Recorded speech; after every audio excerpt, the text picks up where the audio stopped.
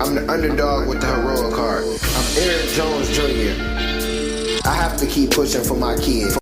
If I give up, what's that leave them with?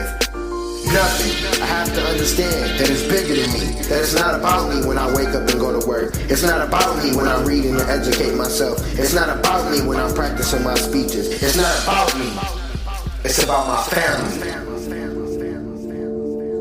Hey, you're now tuned in to Underdog Talk. I'm your host, Eric Jones Jr., the underdog with the heroic heart, and I have conversations with successful underdogs. And today we have the owner of DOS. How are you doing today? I'm good. How are you? I'm good. So what is your company and what do you do? So I make like homemade products like body butters, body scrubs, all natural ingredients. I have chapstick, lip gloss, candles, wax melts, and face serums. So you got it all. So what made you start doing that? Was it something you started and it was just doing good, or was it something that you knew you would always kind of be into? So if anybody knows me for like a long time, I love smell goods. Like I used to have so much Bath and Body Works, and I love arts and crafts. So last year I got like a candle set and I made candles, and then I just kind of went from there. Like I just love doing it ever since. And then I also like making the products with all natural ingredients because it's kind of different than what we have like in the actual stores. It's actually like, more beneficial for you, and I like that aspect of it, and also still getting a good smell and a long lasting. So I just really enjoy doing it. That's dope because everybody don't think of, I can make my own. Right. Like I like this and I can do my own. So you just started, or you been actually doing it, but the business just started last year? So I just started last year, like altogether. I Altogether. didn't do any of it at all before last year. So how has it been for you? It's been a process. Like it's been good and bad. It's kind of hard, funding it by myself, but I feel like in the end it's gonna pay off. Like I have really good products. Most people that shop once, they're like return customers. I just had somebody come up to me from the last event. She was like, "Oh, I'm happy I see you here. Like I lost your business card, so I'm happy to see you." So like stuff like that always makes me feel good, and it always reminds me that like I'm on the right track, no matter how hard it is. Like just keep going.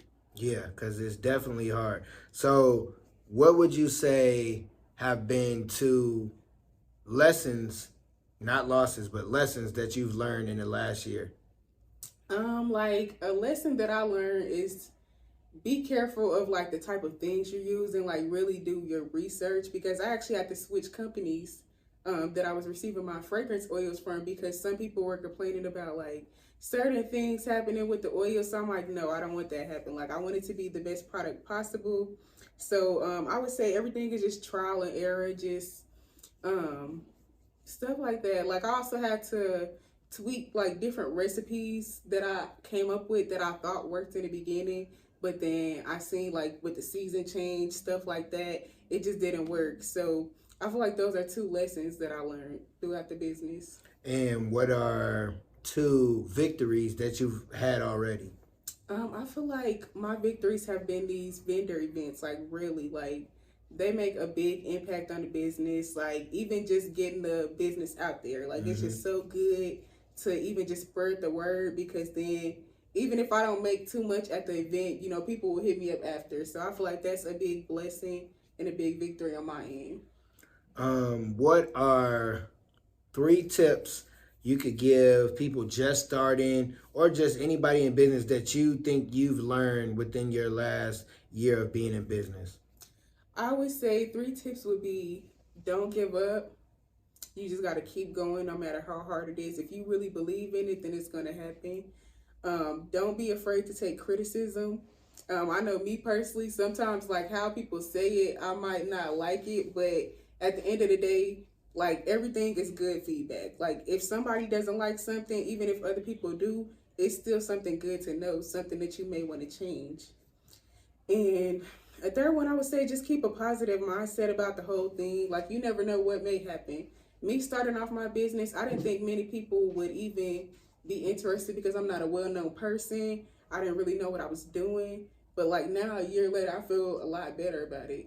Yeah, I definitely understand, because when you're doing, because a lot of people, like some that I've interviewed, they do some of the similar things that you do, and when you see like, oh, they doing it over here, they doing it over here, should I do it? And it's like, even with me, like with podcasts, I see a lot of podcasts being out, but then it's like, is there I can't look at, because they're popular, it's like, what kind of content do they have? They got controversial content, so I don't really want that. So you just got to look at your, your field, your industry, and don't be scared, because I mean, if you good, you good, and you'll be able to make it to where you need to. So I appreciate you coming on. Let everyone know social media or Vala website, how they can reach you.